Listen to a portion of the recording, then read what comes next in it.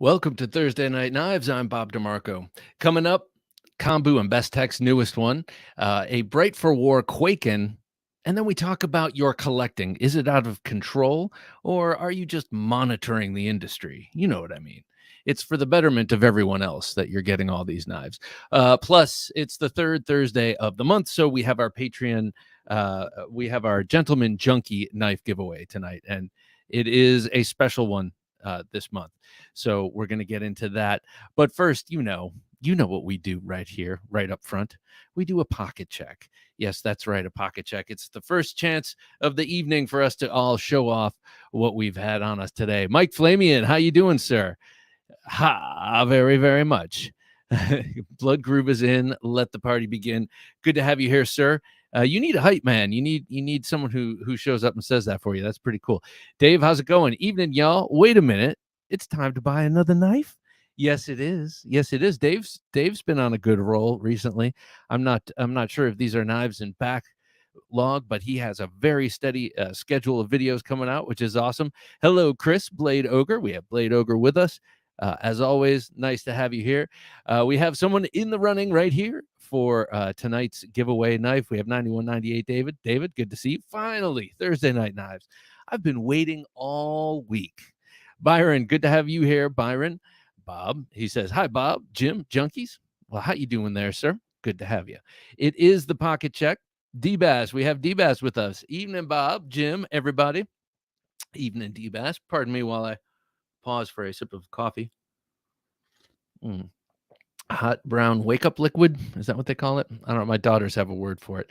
I think they got it from one of those wizarding books, one of those satanic wizardry books from across the shock. So today in my front right pocket, the main player of the day was this very cool folding dagger, the Arcane Designs Antimatter. I always hesitate because I always want to say arch nemesis because it's another beautiful folding dagger. But this one here is a design collaboration between Israel Bacchus of Arcane Design and Felix Archimbeke, I think his name is. I can't quite remember his last name, of Something Obscene Company. You know that I have massive respect for Something Obscene Company because I just had in my hot little hands the J-Cape. What an awesome knife that is. I'm about to send that out tomorrow. Just boxed that up today, going back to Hero Sticks. Blood Groove says, is that a Bruce Lee sticker on your coffee? Yes, it is indeed, sir. Oh, yeah. House of Games. Right? That's what that was called, right? House of Games? Yeah. Or is that a rap album? I don't know. Maybe it's both. James Moore, good to have you here, James Moore. James Moore, good to have you here. You have that freaking Lespect. You're like, Bob, enough with the Lespect. I have plenty of other knives. Yes, I know you do, sir, but the Lespect, that's my favorite so far. So this is a fully, what do you call it? Symmetrical knife. Of course, the cutout is not symmetrical. The lock side is not exactly symmetrical, but on the whole, the design is. The knife, the whole blade fits entirely within that. Pretty comfortable and ergonomic as it can be in that shape handle. Man, I want an arch nemesis. It is that good. It's also made by Riot, one of the two knives I have made by Riot, and its quality is amazing. Game of Death. Thank you. What did I say? House of Games. I think I was mixing. I was conflating that with a House of Games, the David Mamet. Arcane Design Antimatter, he says. Yes. So this comes in 3 flavors. You have this. You have the same bronze handle except with a black blade, and then you have an all black. So I guess you have 4, and then there's one that has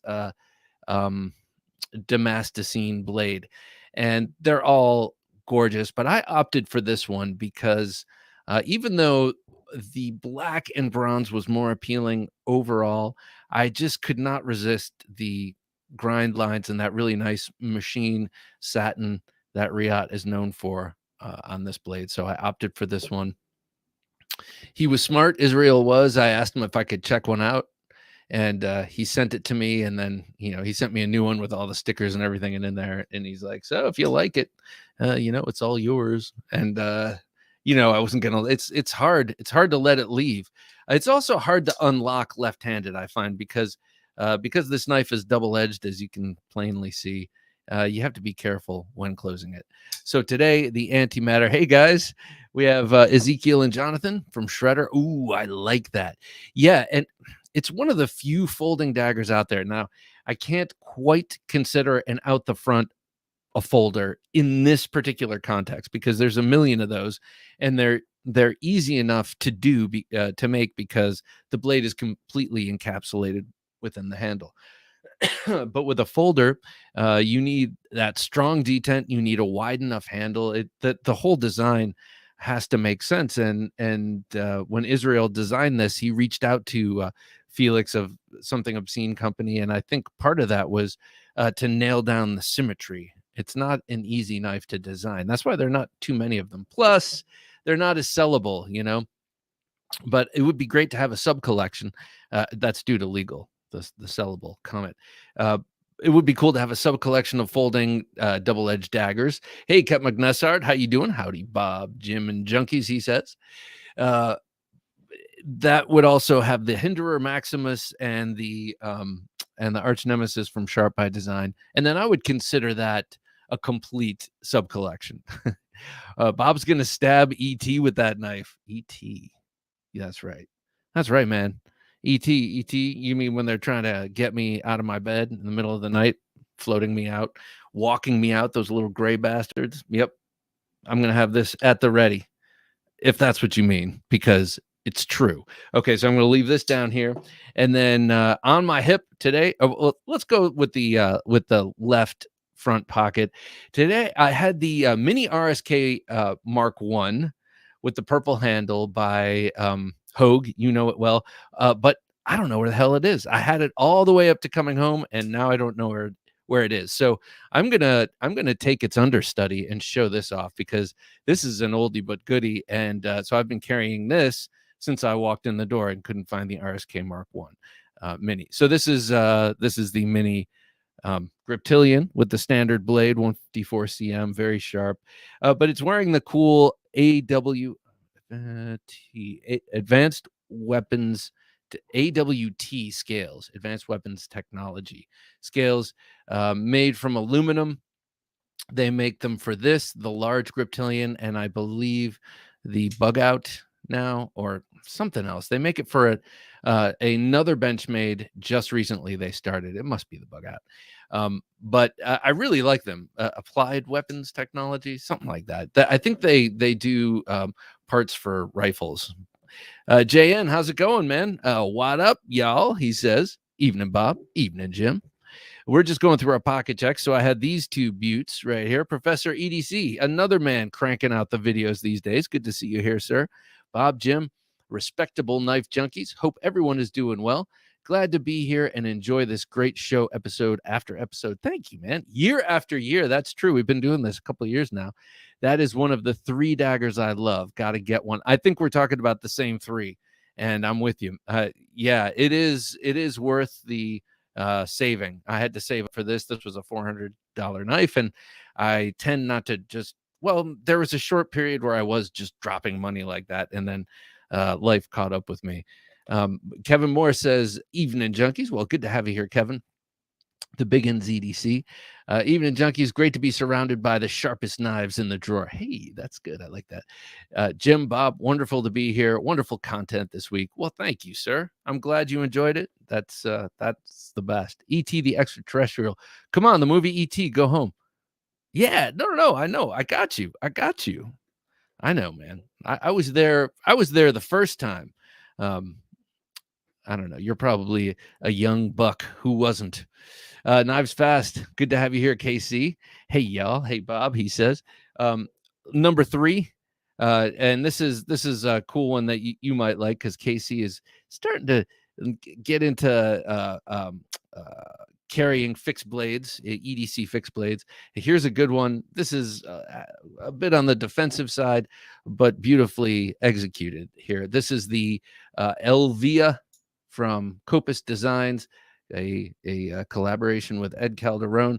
This one's got the Ulti clip I swore I was going to get rid of, but for some reason it works great on this. But everything else I've tried it on has been shite. This right here is wrapped by Bright for War, Josh Mason, knife maker, who was on the show recently. He does these beautiful Sukamaki wraps. He dyed this. In error last show, last time I was talking about this, I said that this was faux ray skin, and he said no, that's not faux. He dyed this that purple color for me. So, oh, okay, cool. And then lace wrapped it. I don't really know ray skin, I guess, from a hole in the wall, but the other ray skin knife I have from him looks more like ray skin to me, and that's because it's not dyed. Ooh, nice, he says. Well, check this out. I'm not sure if this is a deal breaker, but it's one of these. It's got the reverse edge. It's a fruit knife, tactical fruit knife. That's 154 cm. And injection molded. Hero Sticks, how's it going? Evening and cheers, all. Hero, I boxed up the knives today. I'm going to be taking them to the post office tomorrow, and we will be. I will confirm how you want them sent. I'm sure signature and all that. But thank you so much for that awesome loaner. What a great group of knives you sent me. Thank you. Yeah, so this Elvia intended for use like this is actually an excellent utility knife. I mean, this is a great all-arounder, even though it's very aggressive looking and, definitely a defensive knife. It is also an excellent, letter opener, box opener, ground beef, package opener, whatever you need it for. It is a pretty awesome knife, and it's got a great sheath. Lonely Stacker 777, good to have you here. Good evening. Wait. Good. This just started. Gotcha. It takes me a while to get my reading glasses on, if you will. Dave says, speaking of Pikal blades, I finally have a rib splitter drog on the way. Awesome. Oh, man. Dave, good move. I have my rib splitter right here, and amazing sheaths. This sheath is awesome. I don't know if he has a vacuum form for his Kydex or what, but it's outstanding. Big Perm, how you doing? A tactical fruit knife, LOL. Yeah, I got them all around me. I think they're cool. Look here. Here's my Victorinox. I just wrapped the handle with jute, shellacked it, and then burned it, and it gives a great grip. Very nice. But yeah, just a cheapo. Matt Harvey, hey, how you doing, man? Good to have you here. Hello, everyone, he says. Hello, Matt Harvey. JN, sometimes one must pair tactically. That's right. It's this kind of, it's this kind of thing. You get a sucker while he's coming in, and you just kind of pair his knuckles. Hero Stick says, I've loved the reviews.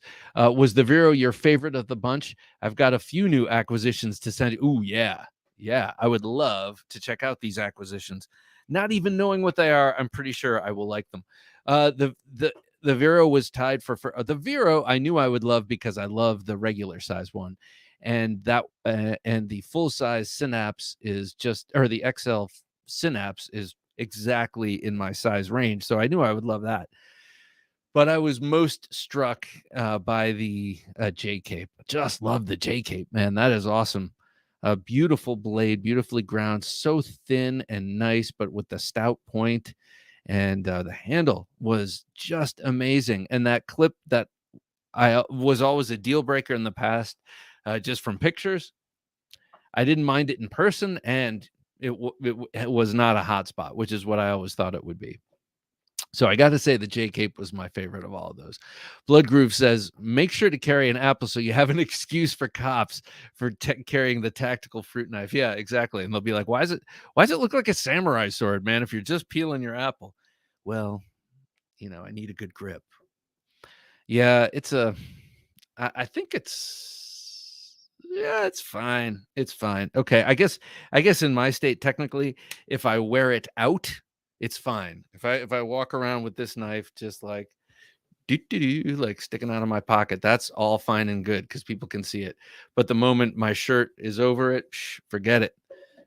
So I keep it out so everyone can see it, just like a neck knife. So that's what I was carrying. What were you guys carrying today? Let me know. Put it down below. leave it in the description, even if you're checking this on replay, because it's always good to read. It peels faster. That's right. That's right. It peels faster and more accurately and more with more intent. Also, while you're here, if you're here right now, there's a button below. Click that button. It's a thumbs up button. Give me a like. Thank you. JN says, son, why you got a moldy apple in your pocket? Because I haven't been to the store in a while. What? Why do you have a moldy apple in your pocket? Okay, JN. All right, so let me tell you, I have this website. My what I'm accepting for dad jokes or dad style jokes. My quality level has what I expect. My criteria for judgment has been raised because a friend of mine sent me this great website. Well, my friend Jim, actually, Jim, the producer here, sent me the most awesome website, and I always have it open at work. And if I need a laugh, I just click. The page is just one dad joke, and it gives you the setup and then the punchline. And almost every time I laugh hilariously. And the one you just did, I'm not sure I get it.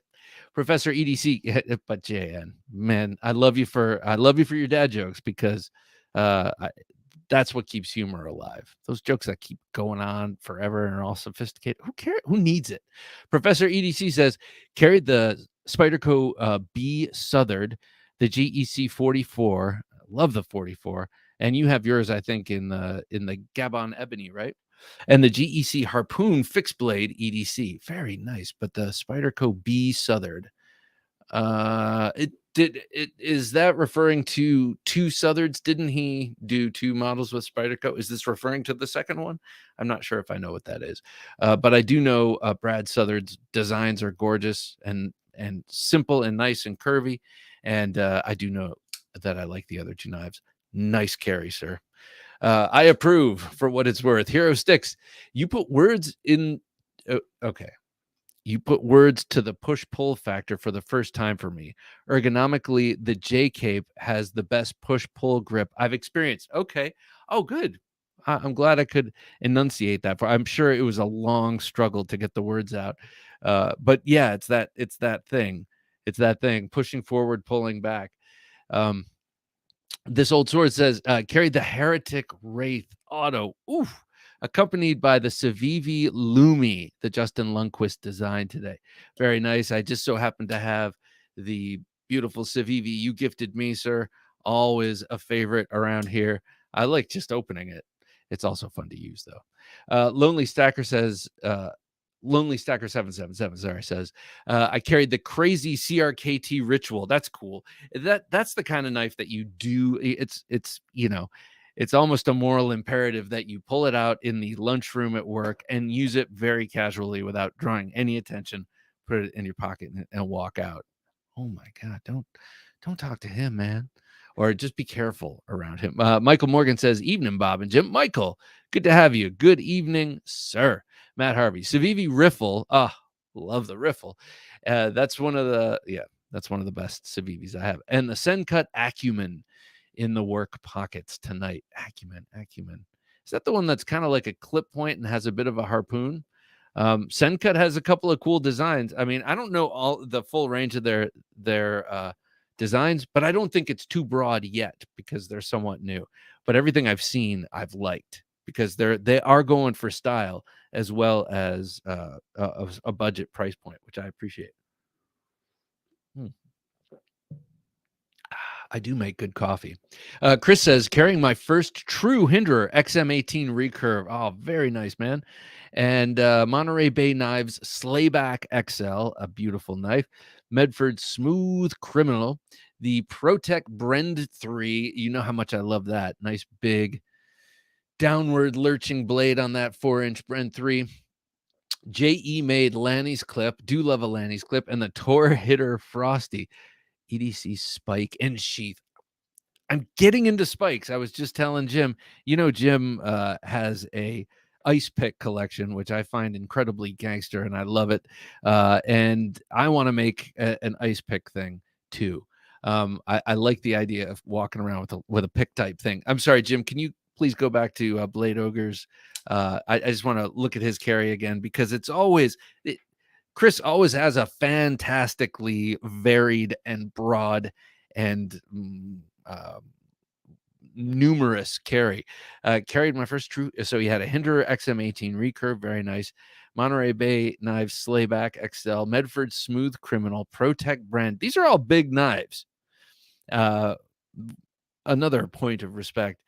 J.E. made Lanny's clip and then a spike, a sheathed spike. So that counts as a knife. 6 knives, all of considerable size on this gentleman today. I think we owe him a hand, man. No, we owe him a hand. We owe him a hand. I love it, Chris. Don't ever change for anybody. And well, there you go. If you need a permission slip, come to me. Same apple for the knife excuse. Been there a month in this scenario. Wait, same apple for the knife. Oh, excuse. Been there a month in this scenario. Yeah. Professor EDC, I always hit the like button as I arrive. Well, you're a gentleman and a scholar. I do appreciate that, sir. Byron Kennedy, Buck Thursday for me today. Nice. 50th year 112 Ranger and the 102 Woodsman 4-inch fixed blade. All right, very nice. I love the Buck fixed blades. I have the 119 in the old school Delrin handle. I would like to get the one with the micarta. And then the 112 50th anniversary edition knives. Not sure which one you have, but everyone I've seen has looked really cool, especially the green bolster canvas versions. To me, they look like a bit of military kit from World War II, all with that Parkerized thumb stud. Very cool. Hero Stick says Finch Cherry Bomb in Red Bone and the Harvester in Cocobolo. Very nice. I have my Harvester right here with me. Just for this kind of conversation. Just so happens we're talking about knives, and I have this one here with me. I've been digging the Finch knives. This little sucker, this drifter is so cool. I see KC's been carrying his religiously. He's got the one with the blue micarta. Such a great knife. 9198 David said, carried my Protect Strider SNG operator today. So cool with the little glow in the dark button. Also had my blacked out Benchmade bug out in my left pocket. That is solid carry. You're good to go for sure. Michael Morgan says 0562 tie.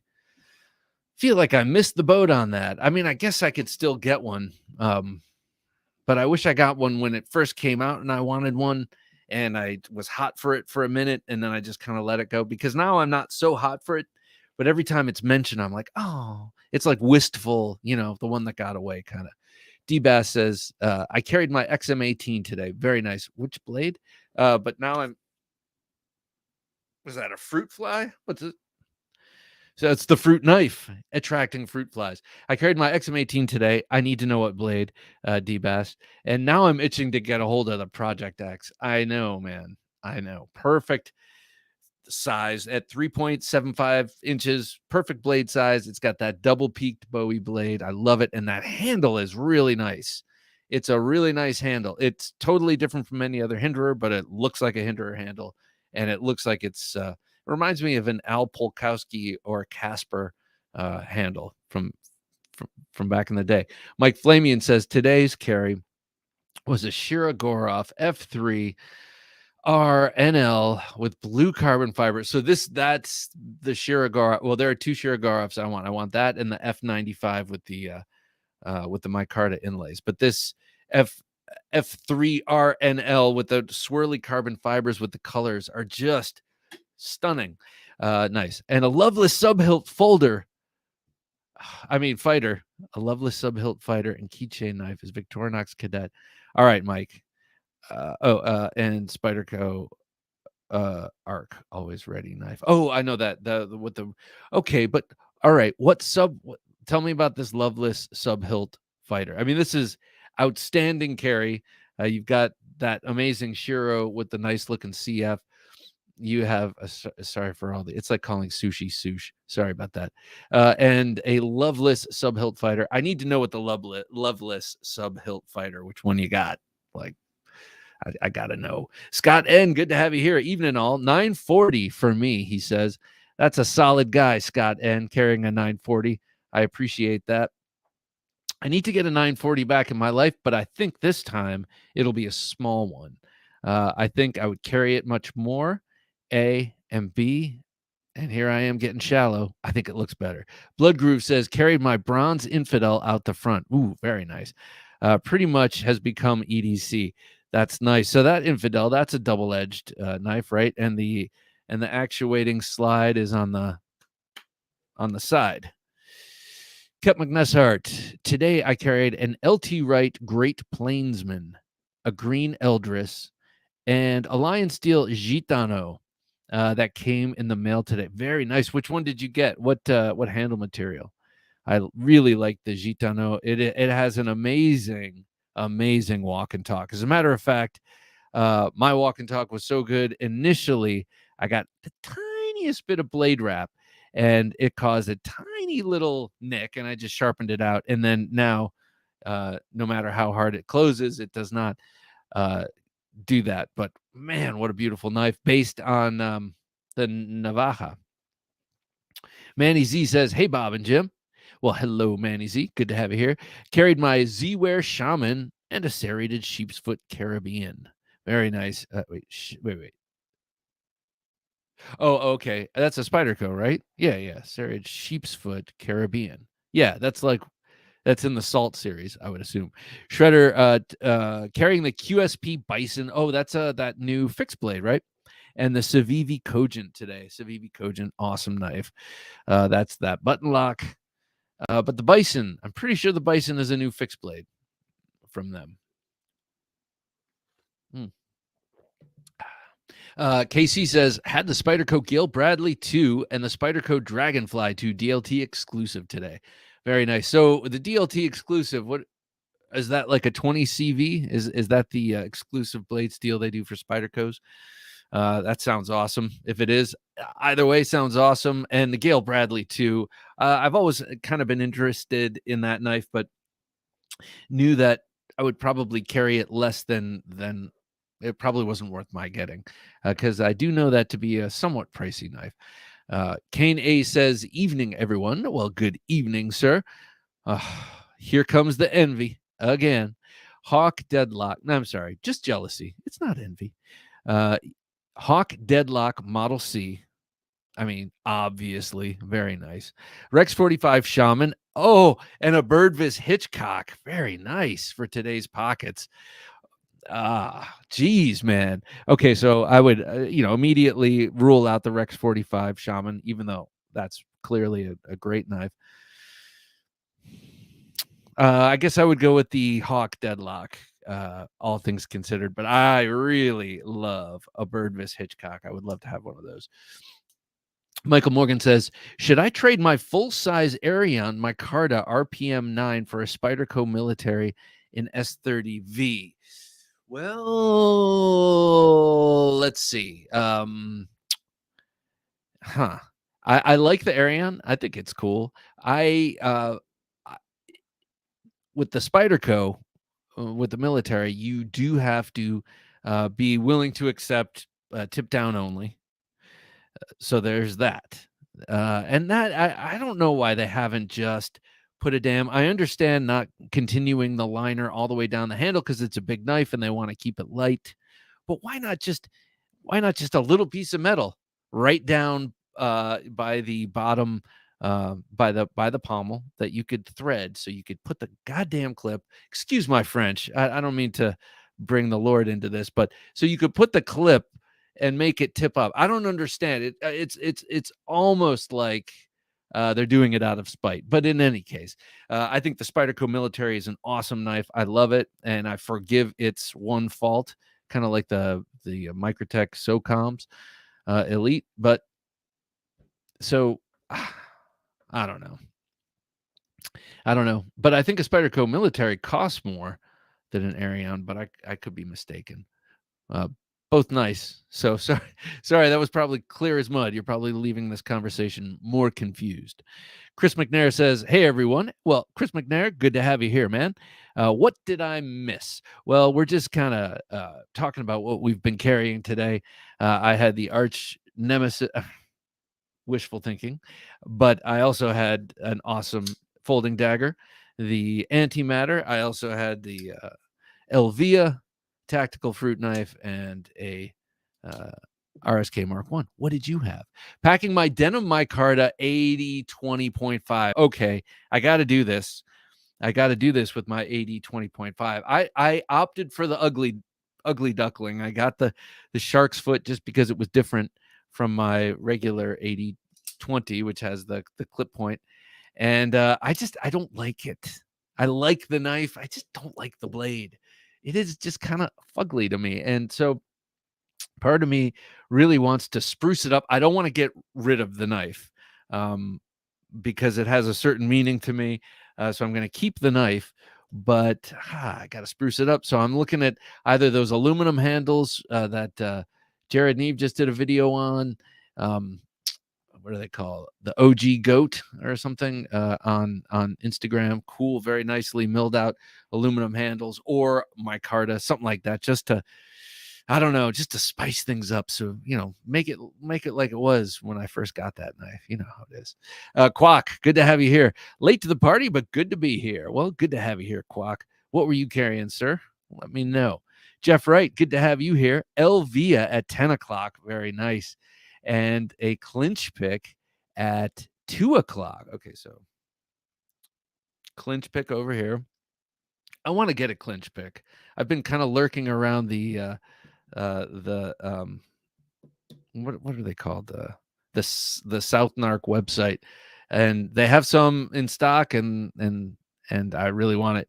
So but the clinch pick at 2 and the Elvia at 10. Okay.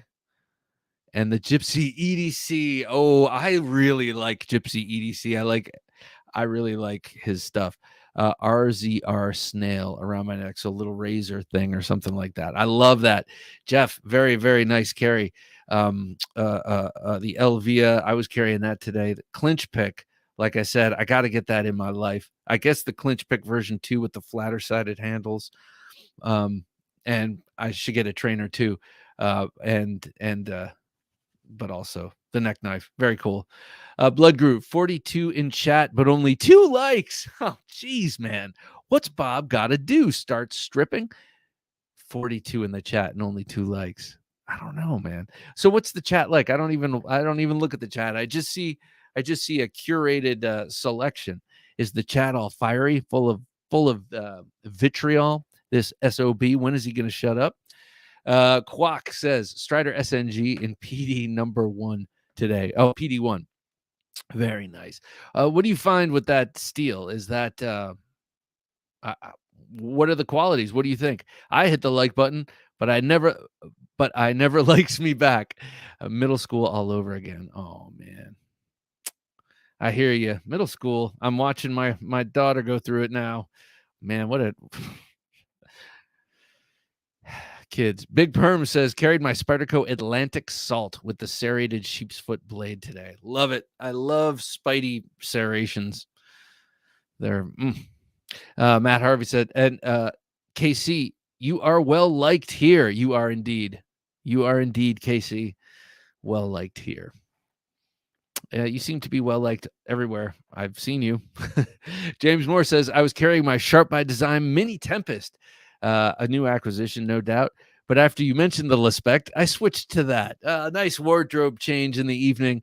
All the best people do that, James, especially if it's taking you the way of that knife. Nicely done, sir. Mike Flamian, my grandpa purchased the Loveless Subhilt 5-inch with stag handles my grandpa bought in the 80s. Oh my God, that sounds awesome. That's, I love a Subhilt. I love stag, but this idea of a small one, 5-inch, I love it. It reminds me of the scene in The Highest Art, or whatever that knife fighting movie is. It goes by a couple of names. We've talked about it here before. from the 80s was starring Peter Coyote and that French dude, where he's knife fighting in Brazil, and he goes to this underground place to buy a knife from this knife dealer, and he's got a couple of Randalls and a couple of other knives, but he's got this beautiful little slender sub-hilt fighter with about a 5-inch, 5.5-inch blade. And every time I see it, I'm like, pick that one. Pick that one. He picks a Randall, and that's cool. 14 attack, which is great. But he could have had this beautiful little sub-hilt, fighter. Adino N, good to have you here. Sorry, I just subjected you to that.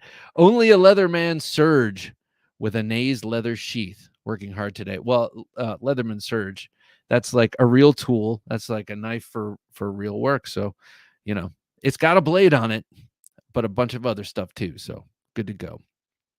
Rusty, good to see you, Rusty. Today I carried my Kubi KU323. Not sure which one that is. Rough Rider Classic Carbon 2 Half Hawk. Very nice. I like those half hawks. And the watermelon. Oh, and the angry watermelon. Very nice. The KU323. I think that's the one with that broad blade, that new one that everyone really likes. That reminds me a little bit of like a kind of a little bit of a Spyderco. What's the geez. Well, not the Resilience, but one of the really small ones. NPR, good to have you here, NPR. I got the off-grid Scorpion, very nice, and the Spyderco Shaman with a Tops bull trout. That bull trout, that's one of those really little neck knives. Is that right? That's got the little round handle, like a little round handle that you palm. I think that's what those are cool. Walk and talk is ridiculous on the Gitano. Green micarta, beautiful handle because I'm fairly predictable. Let's see. I think Edwin Callow has the green handled one, and I remember watching the patina on his micarta grow. I mean, they use great micarta, so nicely done on that. I have the olive wood. It's a very, very nice blonde wood. Nick EDC, good to see you here. Hey, everyone, carrying the Shaman, Lil Native, Concept Wedge, and the Skeletool. Concept Wedge. I always thought that was a kind of a funny name for that knife. It reminds me of when I was a kid, I used to design cars, and I had a friend who was not a very good artist, and he tried to design one. And he said, and it looked like a hunk of crap. And he said, here, it's the DeMarco brick. It's got the aerodynamics of a brick. And I thought that was hilarious. So the Concept Wedge, for some reason, just kind of reminds me of that. Here, it cuts like a wedge. Brandon G, good to have Brandon G with us, carrying denim F5.5. And what is that? F5.5. And the TRC and the okay. And the Atom. Love the Atom. One of my favorites. This combo works good, he says. The denim F5.5. What is that? It's on the tip of my tongue. What is that? 9mm Mike, good to have you here. Carrying the Paramilitary 2 and the Ruike. I know. Reich? No, wait. F18, F815 fixed blade. I know what the knife is, but now I'm forgetting how we're supposed to pronounce this. It's not Reich, right? Because there's Reich knife, and it's not Ruik like it looks. It's something else. Someone put it phonetically in the comments and remind me. It's not Ruik. It's not Reich. It's something else, I think. JN says, usually boring, but favorite carry setup today. Especially, I loaned my grip and put my OG Freak in its spot. Nice. Might switch to the Super Freak though. I always kind of wanted a Super Freak, and also the Grizzly River, the one with the grippy handle. Tony Kim, good to see you. First time I made it to the live show. Well, awesome to have you here, Tony. It's great to have you. We're chatting knives. Let us know, Tony. Oh, welcome, Tony, says Lonely Slacker. Very nice. See, we're a good bunch of people here. Let us know what you're carrying, Tony. Just put it in the comments. And be honest. Tell us every knife you were carrying. Welcome, Tony, say the Shredder guys. Mark Ridgewell, how you doing, man? Good to have you here. Hey, what's up, junkies? Well, what were you carrying, Mark? carrying, not carry on. I know it sounded like that. I don't like the shark's foot either. I know. I feel like I had to get it. Um, I don't know, because I do like worn cliffy blades. I do like sheep's footy blades, but something about that blade in particular. I've even seen it with a swedge, and it's way better with a swedge along the top. But they just didn't do that on the 20.5, and I'm so tempted to reshape it and turn it into more of a sax shape, but I'm afraid of messing it up and all that. So I'm not gonna. Hey, don't forget to be praying for Samurai Bird and his family, y'all. I'm unfamiliar with this situation. So fill us in. Let us know what the deal is. JN says, keep it like it was, Edward Abbey. I'm unfamiliar with with Samurai Bird, actually. Please let us know. Ancient Orange Peel. Apparently, when it comes to large knives, tip down is better. When you pull it out, your thumb is in position to, and if it's tip up. Oh, Agent Orange Peel. Come on. Those tired old tropes don't work here. Uh, we don't have to make excuses for the SOCOM elite and the military. It's just like, that kid that's got that quirk, and we just got to live with it. And man, they are awesome. And in a way, that quirk makes them even awesomer, sort of. So I didn't mean to fall asleep on your words, sir. Hero Stick says, who's the maker of the clinch pick? Uh, it's I know it's made in China. It's manufactured in China, and I know that the guy who created it, Douglas something, I can never remember his name. Total badass, like former DEA agent, undercover kind of dude, and he created the clinch pick for fighting in cars, like when drug deals go bad. It's like it's pretty cool, and it's edged up. It's like a Pikal, except you're supposed to be gripping it in this grip, and so he goes by South Narc because he's from the South, and I guess he was a narcotics guy, undercover narcotics guy. And his website, if you go to South Narc, you can find it there. But I can't remember who actually makes it because he doesn't make them himself. I had the Kubi Atlas and the Tucson TS 384 with me. Very nice, with my Anno. Very nice. That's cool when you can do your own sort of tweakage, to your knives and be successful with it. Pocket check for today. M4 Shaman. Very nice. I love M4. And the BGM Spade. Oh, a BGM lover. That's awesome. That's awesome. I have the Quaken by him, which to me looks more like a little clip point, but doesn't matter. I love it. I love that thing. So thinly ground and hollow. Hey, Nick, we have Niche Designs here. Got the new GEC 77 in Stag, but it's too thin for my taste. I'll stick to Vipers. So thin top to bottom, or thin like width-wise? I'm curious. Hey, Dan, how's it going? We have Dan Satermo. Sorry, Dan Satermo. It looked like Salermo for a minute, and I was like, that's not his name. And it's because I'm tired. Long day. Okay, we gotta get to this giveaway in a minute. I love my Randall number 14. Yes. What do you have, the 7-inch blade? I know in the movie he had the 5-inch, I believe. D-Bass with a 10. Oh man, very nice. Thank you so much for this super chat. A salute with one of your beautiful knives would make my Thursday night. Well, I have a couple here. I think you, sir, get the Shining Mountain Bowie right here. D-Bass, thank you so much. I appreciate it greatly, as does Jim. And here you go. Look at that. Look at that. Beautiful. So this is like basically the blade, different handle setup, but this is the basic blade that Brad Pitt had in Inglourious Bastards. And I always loved it. And the Shining Mountain came out. I had to get it. So that's for you. Thank you, sir. And I got a couple of others out here for others if they come. Deacon, TRM Adam tonight. Very nice. I have two, and I'm fixing to sell one. I just made a video to put up for patrons first crack, but now I'm having second thoughts about some of the knives in that video. So We'll see. Mike Flamian said, addicted. I love my Randall 14 in stainless with leather handle. Very nice. With CDT. Michael Morgan says, rake. Rake. That's right. Rake. Thank you. Right. Rake. It's so intuitive.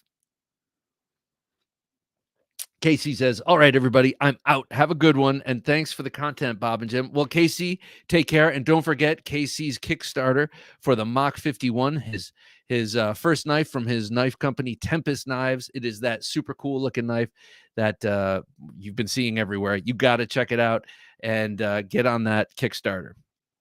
Take care, Casey. Good to have you here. Thanks for coming. Rusty Knife Lover just got multiple knives back from reviewers having Battle Royale for placement in my knife case and tomorrow's carry. First world problems. Yeah, no kidding. No kidding. First world problems. It's like I like to say, I like to remind us every once in a while of how luxurious these things are. Rake, like rake, I think. Yep. Thanks, James. Yeah. Whatever. Okay. Then why not just, since it was originally created in a different set of letters, why not just put it into our language with the set of letters to get the sounds out of our mouths that you intend? That's what I say. Left pocket, Rough Rider, Reserve, Rhino. Oh, very cool. Rhino toe slip joint. Yes, it's new and so fat in blue micarta. Right pocket, petrified fish beluga in blue micarta. Matchy matchy. And Victorinox A-locks in orange for contrast, because blue and orange are color opposites. Very nicely done. Kevin, I like your strategy, sir. And Olight.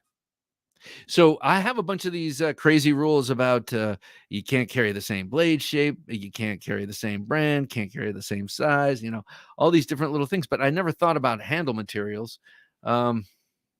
I might have to, I think maybe after your input, I might have to officially make that okay, because I have carried multiple G10, multiple micarta. So I got to make sure that that's codified, in the books. Shredder, they say Samurai Bird had a bad fall at work. Holy mackerel. And will be in surgery for a few weeks. My God. All right. Well, pray for Samurai Bird. That's awful. That's awful. And I'm sure if some sort of fundraising opportunity pops up, you can take advantage of that. I feel badly for him. That's awful, especially when you're trying to earn your ducats, just trying to make your living. Kevin Moore, thank you guys for filling us in on that. I appreciate it. Kevin Moore, the Big and ZDC. Thank you so much. I really appreciate it. Really enjoyed the week, y'all. Thank you. Thank you and Jim. It is my pleasure. So I have a cool one to salute you with. This is a Filipino knife from my set of Espada y Daga set, and look at this sumptuous leather sheath my brother made for it, and the sword, he made one like it for the sword in this set, and then a belt and the whole 9 yards. He made it so you could hang it straight or hang it at at an angle around your belt. Really love that. So thank you, Vic. I will be eternally grateful for that. But here is the knife. This is the Filipino knife I will salute you with. Kevin Moore. I actually am not sure exactly what this style of knife is called. They call it a dagger, daga, but I think it just means knife. So to you, sir, thank you, Kevin. I so greatly appreciate this. I really appreciate this super chat. So this is for you, sir. Thank you. Look at this. Look at this thing.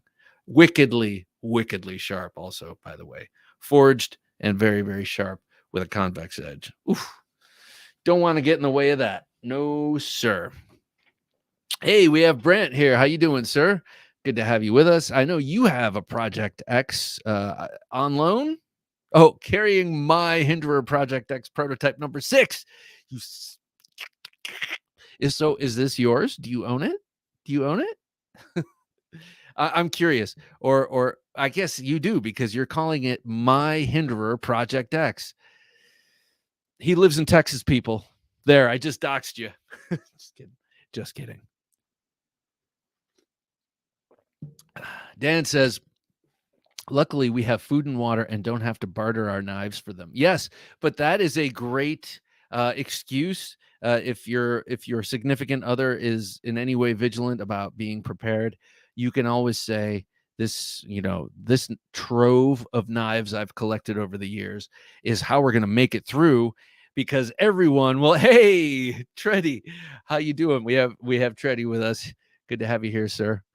All the way from Switzerland. Manaja, good to have you, man. Um, yeah, so you can always just say, look, these knives are going to get us whatever we need after the fall, because and I'm saying that facetiously.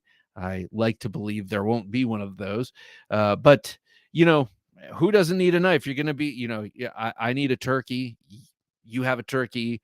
I have a knife. You need a knife. Here's this knife. I'll take that turkey. Whatever it is. That's why you have to get a lot, and then have a range that you like. Some are you cannot part with, and then they get progressively less and less valuable to you, and you give those ones away first and work your way up to the most valuable. And then of course there's a core you never give up, whether no matter what. KF Boston, how you doing? Good to have you here with us. All right, I think it's time we get to the Gentleman Junkie knife giveaway. I think I've bloviated long enough. I do apologize if you're just hanging here waiting for that. So let's get to it. Yes, Bob. My sentiments exactly. And ammo. Right. Yeah, that's true. But you might not want to give that away or trade with that. All right, so here we go. Today's Gentleman Junkie giveaway is of a very special knife. And here's the very special knife slip that it comes with. This is a custom knife slip that was made for Mike Latham, who designed the knife that we were about to see the prototype of, but he had this special sheath made. It's very, very nice, thick leather that comes with it. But here is the knife. This is a prototype that I am not sure, neither is Mike Latham, designer of the knife and owner of collectorknives.net. He's not sure if this one is ever going to go into production or when it will. This is an exquisite swing guard knife. M390 blade steel, made in Italy by Lion Steel. Ed Harrison, nice to have you here, sir. We've got a crowned spine on the blade, crowned lock bar, carbon fiber, titanium liners and bolsters. Like I mentioned, M390. And then this, I also like how this spear point blade avoids boredom by widening out towards the tip. I think it's a beautifully shaped spear point blade. But the real star of the show is that swing guard. It has absolutely zero play. I defy you to find me a swing guard knife that has no play in it, unless it's maybe the Hawks maybe tried that or made one. But this knife is so well engineered and put together that none of this, there's no play in this. So this is a real unique piece.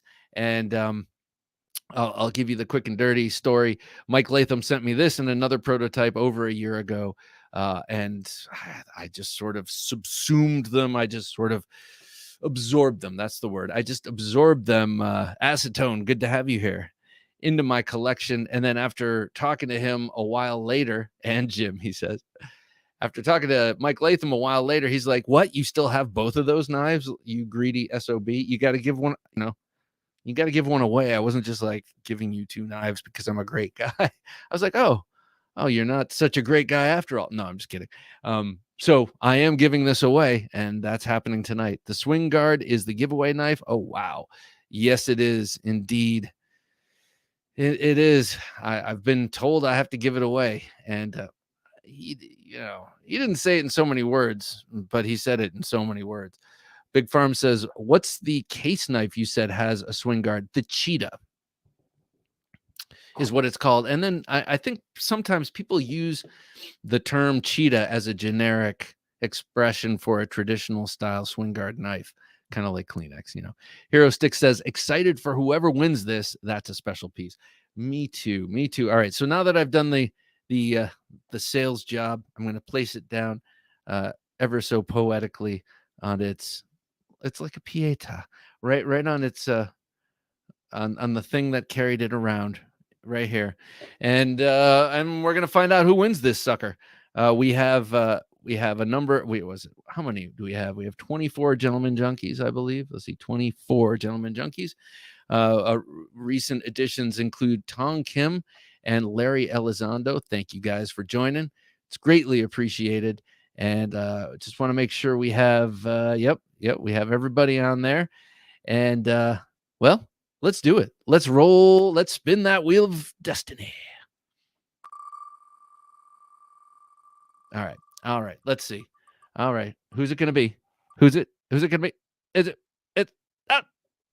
Mr. Fileto. Mr. Fileto. Well deserved, sir. Well deserved. Mr. Fileto has an awesome collection of knives, and I would know I have experienced some of them. He generously sent me a Winkler Survival Striker knife to check out with a host of other knives. Even gifted me a knife out of that box, and so couldn't happen to a nicer guy.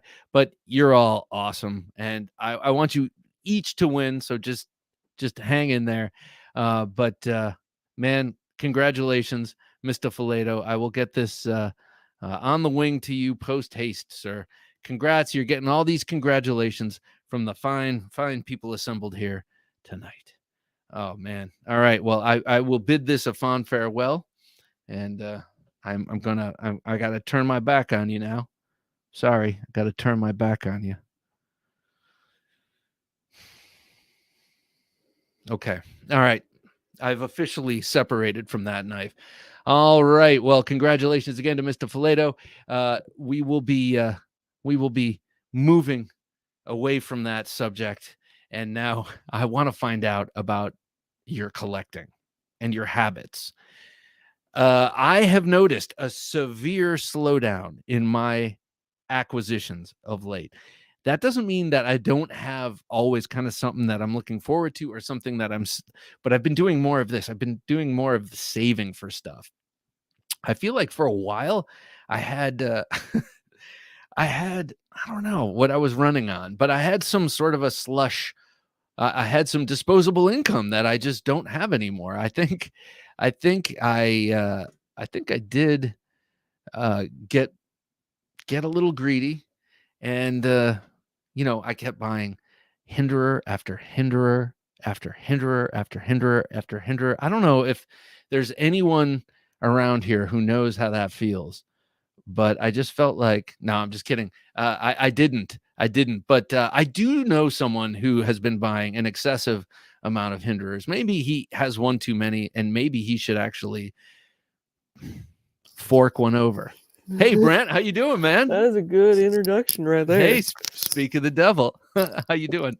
I'm doing pretty good. I'm just playing with my early version of a hinderer. Oh, look at this. This is a bone Western knives cutlery in America, I guess it is. This is Damascus, actually hand forged by Rick Hinderer himself. Oh my gosh. This is all made by Rick Hinderer himself. This is 26 out of, I think, 26.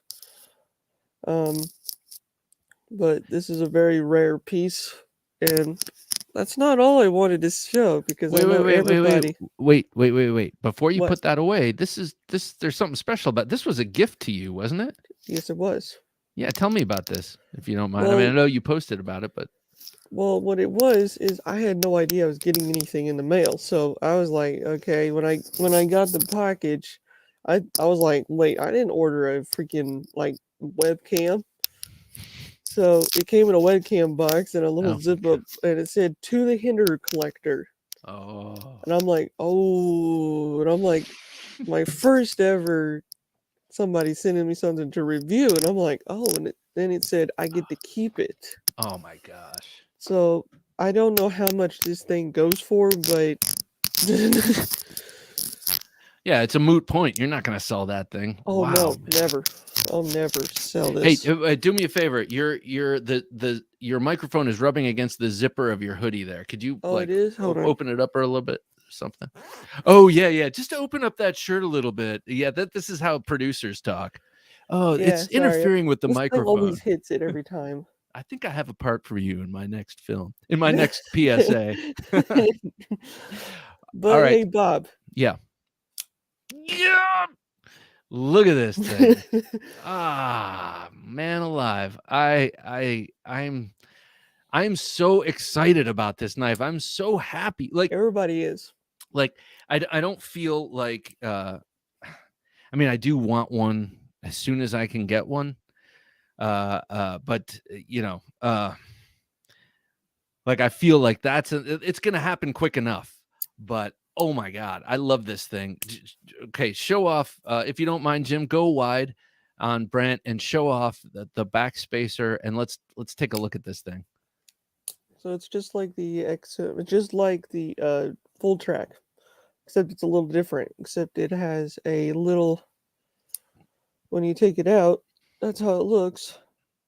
And then when you have it out, this is how it looks when it's out. Now, mind you, this is the prototype, and there are different screws on these now, so this is what it looked like. So that tool, that backspacer tool that's held in there with a spring and clip, what is that? Is that a tool is that like a hex, or not a hex, but a Torx wrench? What it is like you could take this screw apart and also the pocket clip. Oh, very the nice. Pocket clip off. We have on the edge here, he was carrying his XM24 Bowie today. Nice choice. Nice. Check this out. Brant's just showing us the Project X, another Hinderer Bowie in the perfect size. Perfect size. This is beyond beautiful blade. Show this in comparison? Like, hold this up with a 3.5-inch XM18 so we can get an idea. Okay, I have to go get one. What? I was imagining you just go like this, and you just kind of reach out anywhere. Hold on. You'll see where I put them. They're all right here. Oh gosh, very nice, man.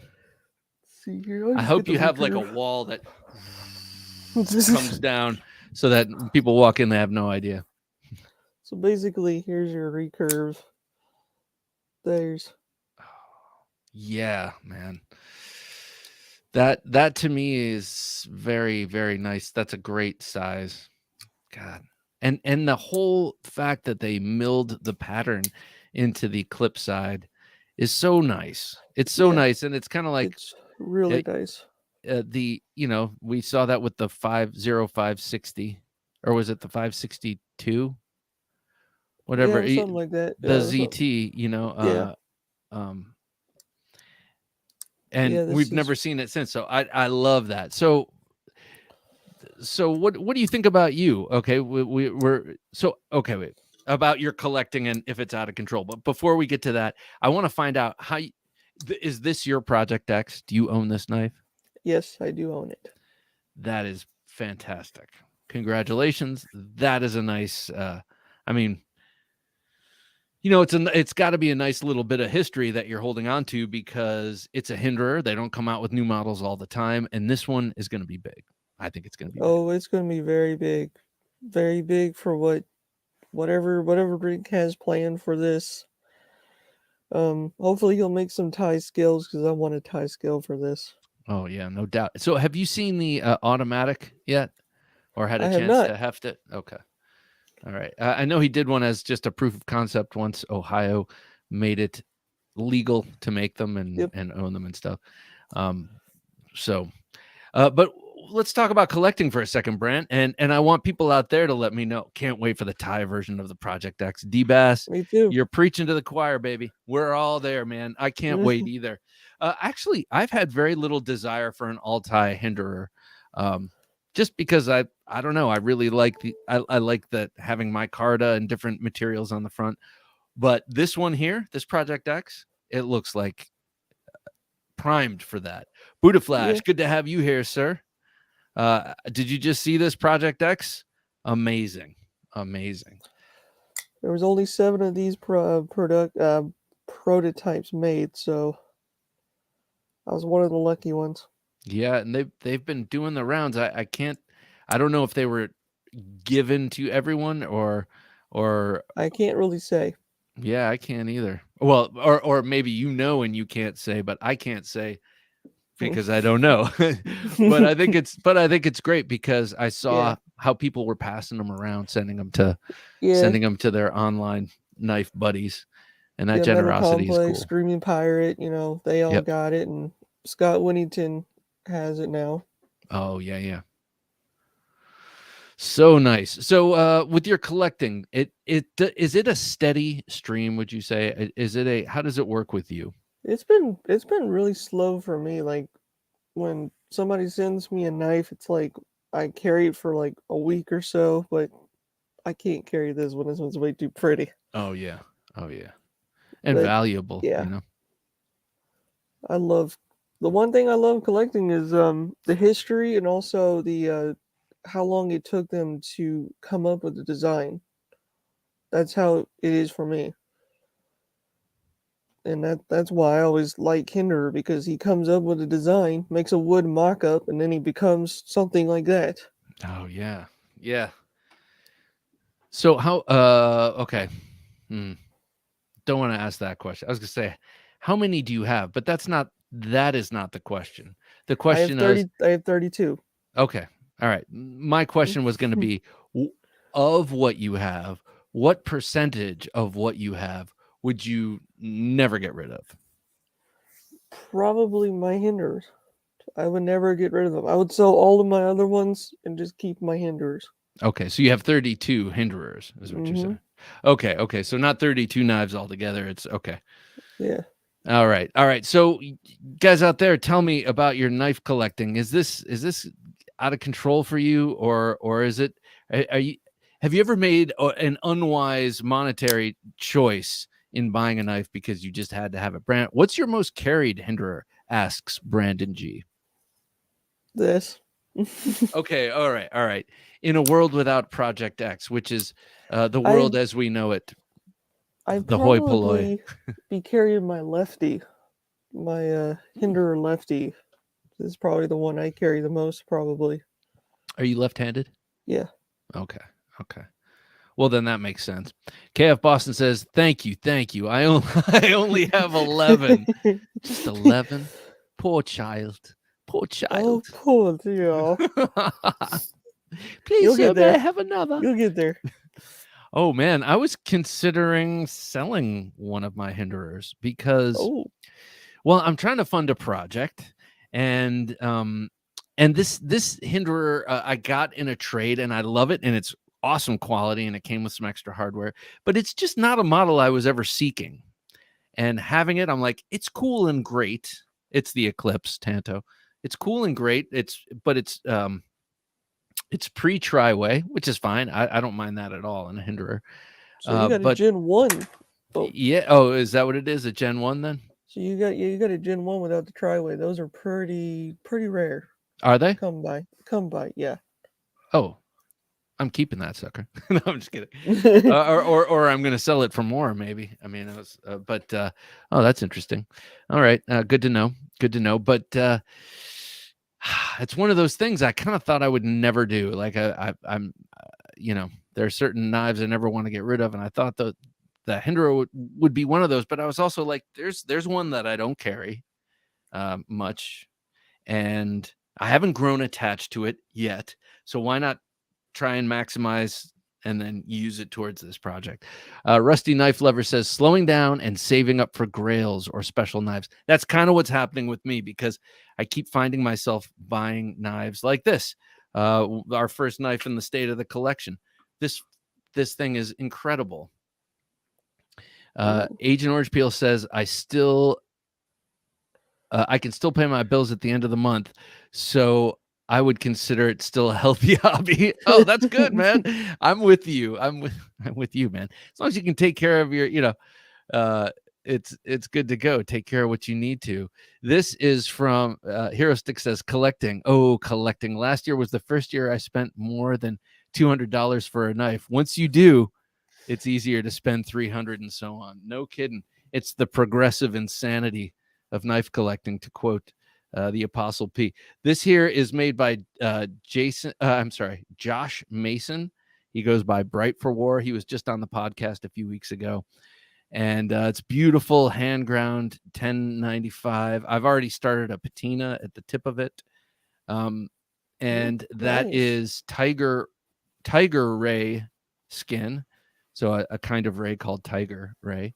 Ray skin down there, and then beautiful Sukamaki wrap that's epoxied, so it's nice and stiff. And I love these kind of grips because when you look at it from the side, it's got those alternating peaks that your hands just bury themselves into. This one has the Turkish knot as a sort of hand guard there. And let's see, how long is it? It's a 3-inch blade, just so incredibly sharp. It's basically what he does with his knives is he zero grinds them, and then he just takes a tiny bit off the profile and then gives it a secondary edge. So it's just amazingly sharp. And this one is nice and light. I've actually been wearing it as a neck knife. So when Rusty was saying he's been slowing down and saving up for grails and special knives, that's what I've been doing.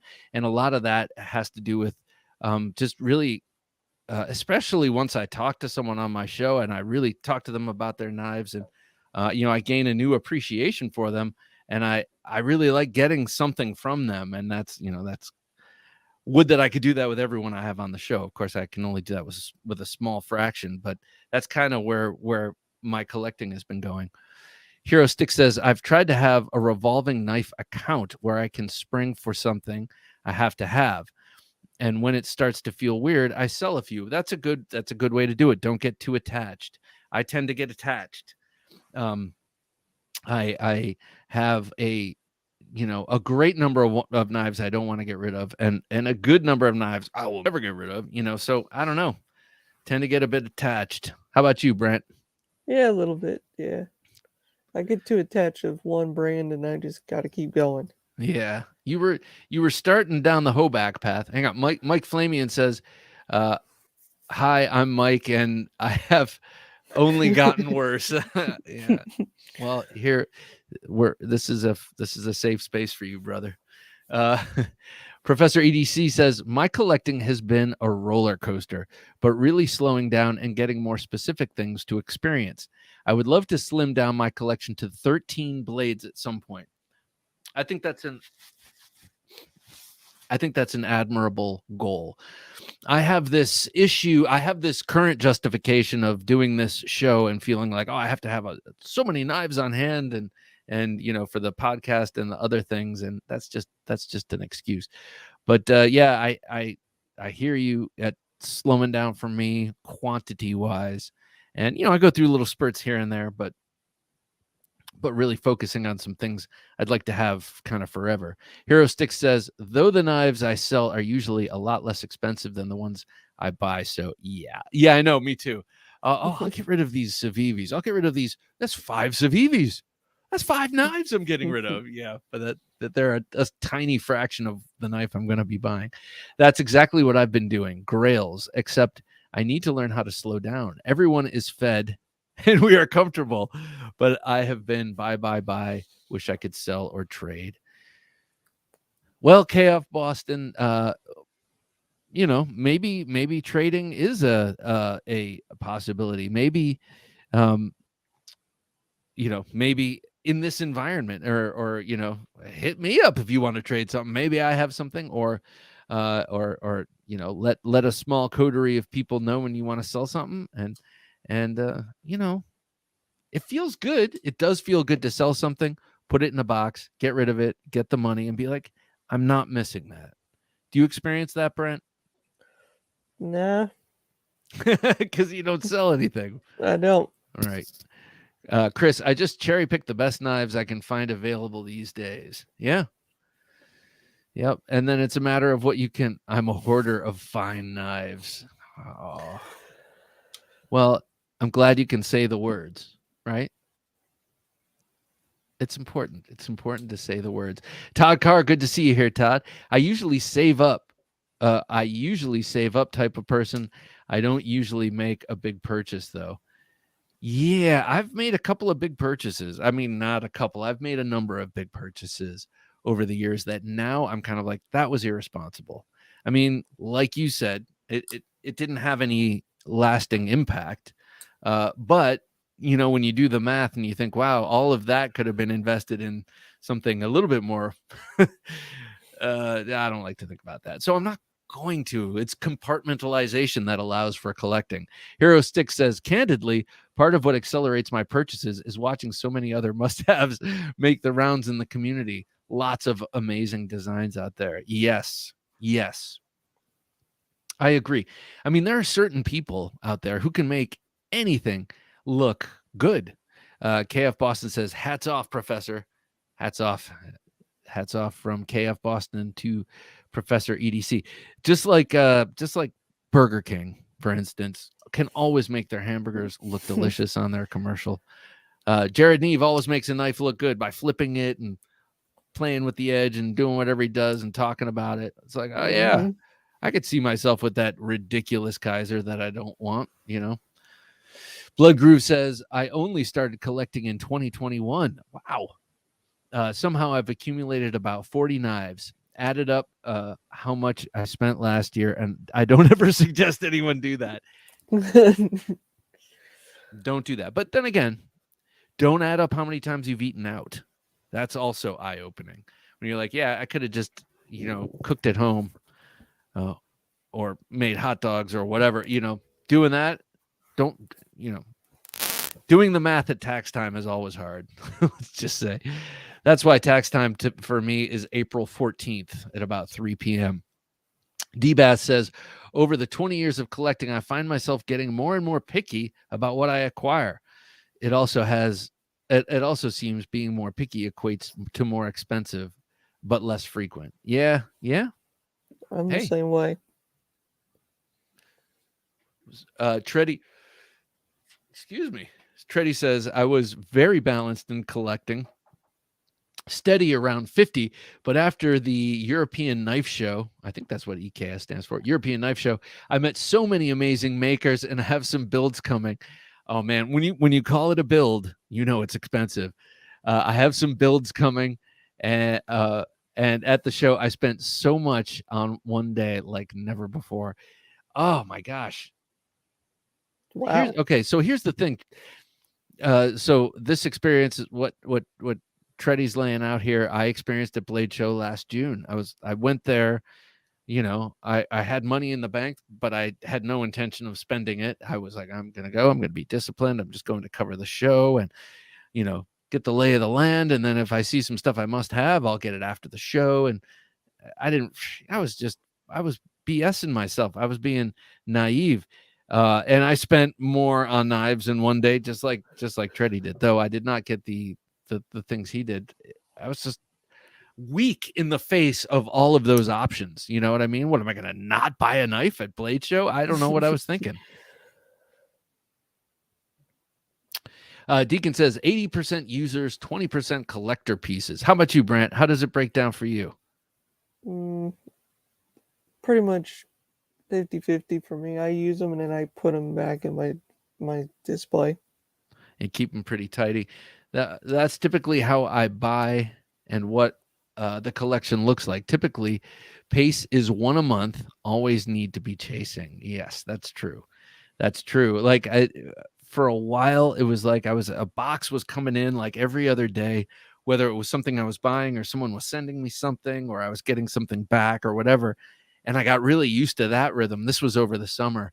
And then it's, I kind of was like, okay, this is too much. And I stopped it. But coming home after work, I'd be like, my eyes would immediately shift to that little part of the porch where the boxes would be dropped. I'm like, I know there's nothing there. Stop looking. It's a materialist first world problems, as was stated before. Buddha Flash says, I put a collecting plan together where I have a couple of big ticket items on the list, some pre-orders planned, and throughout the year I make a stoner purchase to satisfy the junkie in me. Nice. Well, that's very disciplined, Buddha. I'm not surprised. Buddha's a martial artist, and so the discipline runs strong with you even through your knife collecting. I like that. It's something I could learn from. Hero Stick says the other thing about building tolerance and margin for buying expensive knives is that the tolerance for buying lots of budget knives increases commensurately. That's interesting. That's interesting. So it's like, oh, today, like this time, I'm not going to buy that expensive knife. I'm going to buy an inexpensive knife or two or 12 because I can now afford 12 because I've already set aside money for an expensive knife. Brent, any with any budget knives in that collection of yours, or all Uh, on the? I'll say they're all just bench-made Spydercos. Like, there's no frost cutlery. I mean, I have a few frost cutleries, but that's from my years of not knowing what a knife was back then. But yeah, I have a few. Not very many. In the garage. Jay McConnell, good to have you here. I just put down a deposit on a custom forged pipe tomahawk. How cool is that? I love that. I don't smoke, but now you need to start. Okay, Jay? It's not as bad as they say it is. No, I'm just kidding. Of course, I'm joking. I don't smoke. It won't make a very functional hawk. I have nowhere to display it. So yeah, that's how it's going. Jay, you're talking to a man who cannot resist a good tomahawk either. I get it. And sometimes it must be indulged. Look at it this way. Now you don't have to worry about what the pipe tomahawk is that you'll be passing down through your family. Now you'll have that taken care of. And really, planning for the future is important. And you have to have some of these things kind of tied up with a bow at a certain point. I mean, right? I don't know what pipe tomahawk I'm going to be passing down, so you're ahead of the curve there, brother. Mike Flamian says, every time I get a certain amount of money saved for a certain knife, I say to myself, if I only add a little more, then I can get this. And oh, that. Yes, I know, Mike. I know that feeling. It's like, or conversely, you're going for, say, I'm going to save up $400 to get this knife, and you get to 300 and you're like, but this knife over here is kind of walking back and forth and drawing my attention. And then you end up blowing the money on a lesser knife, but it's still expensive before you reach your goal. I have done that before, but felt very burned. And I try not to do that anymore. KF Boston says, bro, don't do that. Never do the mathematics. Yeah. Oh man, the mathematicals. Yeah. Do not do the mathematicals. It's not worth it. Yeah. Don't do that with anything. Like, how many hours did I waste on a screen this week? Now let's multiply that times 52. Now let's multiply that times, how long I expect to live. How much time have I wasted and how much time am I going to waste because I don't change? Sinister Knife, good to have you here, Sinister Knife. Good evening, all, he says. Well, good evening to you, Sinister Knife. Todd Carr says, my largest purchase was a Leatherman Surge with all the accessories, was over $350 Canadian.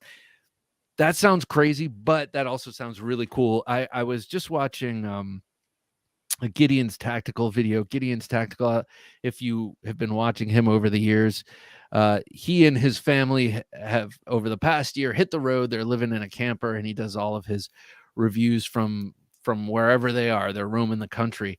And one of his top tools for RV living is, I can't remember what it was, but it's a Leatherman that's got G10 on it and is very expensive. And I was like, I see that's like a whole tool set in your hand, and that's pretty cool. On the Edge says, I've done the math, and over the years I've spent nearly $50,000 on blades. Don't tell my wife. I won't.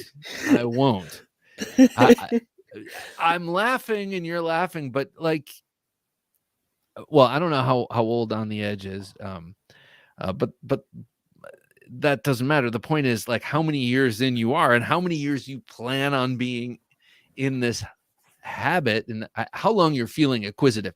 That is more of a youthful thing. I gotta get this. And then as you get older and you start to mellow, you start going for, like a lot of us are saying, a little less in terms of quantity, a little more in terms of quality. But to get there, man, yeah, there's a lot of money spent. Well, on the edge, I appreciate your saying that, because that's not easy. You know, even to admit amongst knife junkies who are all is swimming in similar waters. Rusty Knife Lover says, I just hope my wife never sells my knives for what I told her I spent. I know. That's the funny thing. I've told my daughters, I'm like, hey, girls, if I die unexpectedly, Daddy, don't say, okay, all right, I know you love me. That's out of the way. If I die unexpectedly, my older daughter, I'm like, get in touch with, and I tell her a bunch of knife names to find out what to, like, don't just like find someone who's going to buy the whole collection and sell. Like I without saying I have an expensive amount, a lot of money in this thing. I just want them to know not to just sell it to the dude who shows up, at the garage sale. Treddy says it was crazy, total fear of missing out, especially on these custom knife shows. Yeah, like EKS, right? Because you're not going to find this one of a kind knife again. Obviously, that's the whole point. So you're there, you got to do it. Mr. Beyond the Beard, I'm always on the lookout for something that I didn't know I couldn't live without. Okay, this is a perfect segue. Thank you, Mr. Beyond the Beard, because here are two things that I couldn't live without, and they're here. The first one is this 5x5 Combat Solutions pickpocket for the Yojimbo 2. And as you can see, it is an add-on wave. And it is awesome. This thing is so good. And it looks, at first glance, you might think it looks a little awkward. I think it looks really cool. It reminds me of a horned dinosaur or some sort of animal, but or a rhinoceros or something. But the thumb plate, I mean, the this hook here that you attach with a screw and just sort of clamps onto the circle. By the way, this doesn't fit on anything else but a Yojimbo 2. It's very specifically contoured to that hole and the thumb swale there. But it feels great in hand. It really catches on your pants easily, deploys this knife so perfectly when you wave it out of your pants. But I was also concerned that, I really like the way it feels sinking my thumb down on that portion of the blade. But this thing here feels great. So this is really, I don't want to say I can't live without, but you mentioned, there are all these things that you didn't know you had to have, and then you discover them. Well, that's this, because the Yojimbo 2 is a self-defense knife. This is intended to be pulled out and used in a quick fashion to save your life. And having the wave on any knife for that purpose, or when I say wave, if you don't know, I'm talking about this kind of a pocket deployer. As you pull it out of your pocket, it snags on this hook and opens up. So you draw the knife out of your pocket, you have it in hand already open. So there's the 5x5 Combat Solutions. Found them on Instagram, and that's called the Pickpocket. And then the other one, I have an Elvia from, well, like most of us, the Elvia from Emerson comes, the first generation came without a wave. Again, why on earth would you make this knife without a wave? Unless you're just kind of being obstinate. I can't understand why they made this without a wave, because this knife is 100% a self-defense knife. And when you draw it from your pocket, you have to get it into this position. Okay. So that means you have to pull it out, open it, and flip it in your hand to get it to work. Or you could shake it out because the detent is pretty weak, but you don't want to rely on that. So this is something that very obviously should have had a wave. It didn't. And I found a guy through, again, just cruising around on Instagram, a gentleman named Daniel Lovre, I think, Lovre, accent grave or aigu. I don't know, the one that goes from top right to bottom left. I don't know. Do you remember French from high school? But anyway, he makes these really nice little brass pieces that fit right in the slot of the thumb plate. And it's cool. He sends this little card with his with an L stamped in wax, old school. Thank you. I love that. Who doesn't like a handmade thank you card? And then this cool little catch hell. That's a cool little linotype or some sort of a wood print or wood cut. It's really cool. Very nice little piece of artwork. Pretty cool. Yeah. So one thing about this, it did take a tiny bit of filing. It just didn't sit exactly right. So it took about 2 seconds with a file, and boom, it popped right in. And awesome ways to open up your knives. So pocket deployers, I highly recommend them if you carry a knife for self-defense. You can always consider the Snaggletooth Tactical, Snaggletooth MF. That thing's awesome. But yeah, any pocket deployers in your collection? For me, I don't have very many. I only have a few Emersons, not very many. You don't sound too enthused about the Emersons. You can send them my way if you want me to clean them up and take them off your hands for you. I don't think you really want mine. Mine have no paint on them. I scraped it all off. Even better, I'll show it to all my Emerson collector friends and pretend that I did it myself. I use my shit so hard, bro. Look at this, man. I don't care what the job is. I got a Commander, a CQC7 that has no paint on them. I have a CQC13 that was made 2004. Oh, nice. That's an early one. And CQC15, which it does have the paint still on it. Yeah. So yeah. Those are so you have, that's like the classic panoply of and production the Emersons. The Commander is a jungle one, like the jungle version. Oh, nice. With the green G10. Mm-hmm. Very nice.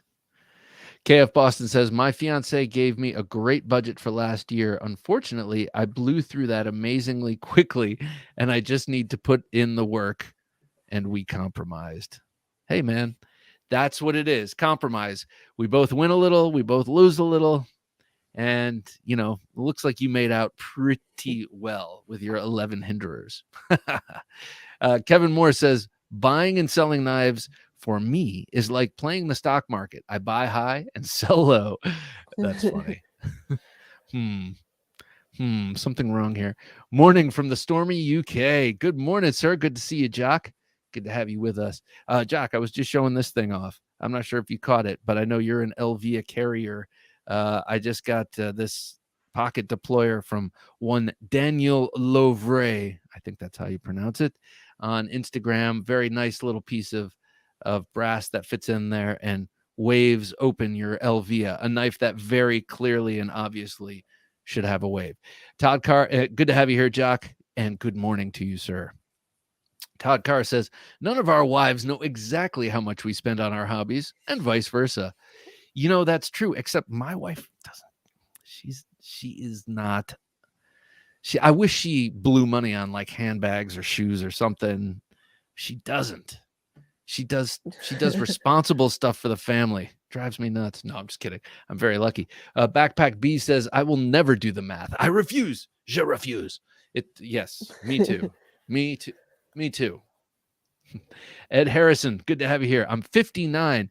Been saving a long time, over 200 knives, over 20 fixed blades, over 20 swords, 15 to 20 machetes, and short swords. At the time, I am holding out for Blade Show in June in Atlanta. Hey, man, I love this. To me, I mean, that's part of how I collect. It's just such a wide variety of different things. And yeah, I that's the great thing about this. You can go down the nerd hole all you want on one particular model and collect the hell out of it, or you can just spread the love across the whole spectrum of knife collecting, including swords and tomahawks. KF Boston says, I hear you, man. Kathleen just made me take out insurance on my knife collection. I think that's a sign. Oh, yeah. You should definitely update your homeowners. This is a note to self, too.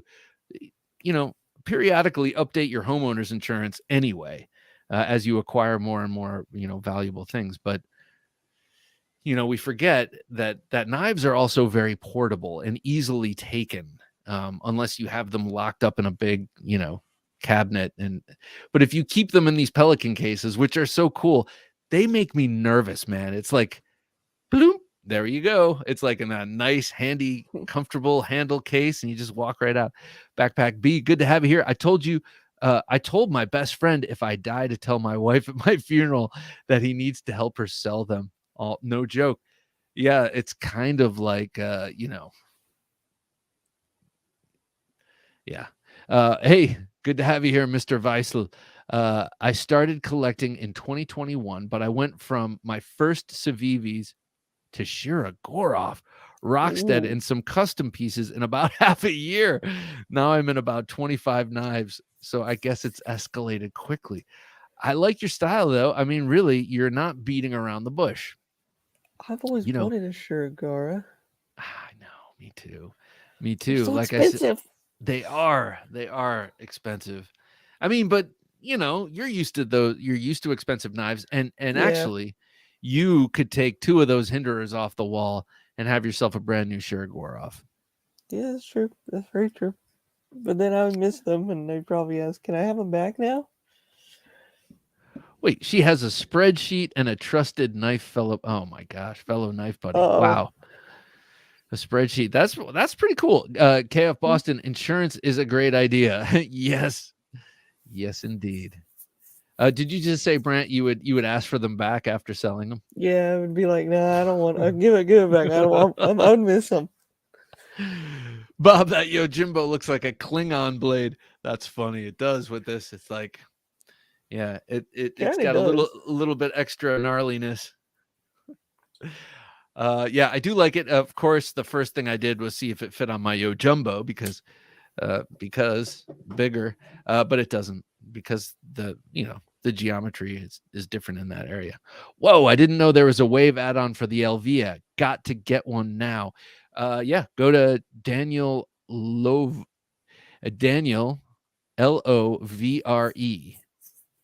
on Instagram. Hopefully he has a couple left. A couple of someone else makes them. Uh, Cool Beans or something like that. Make some. Number of people have been making them. It's pretty cool. Todd Carr says that knife is designed to do some serious business, beautiful and functional.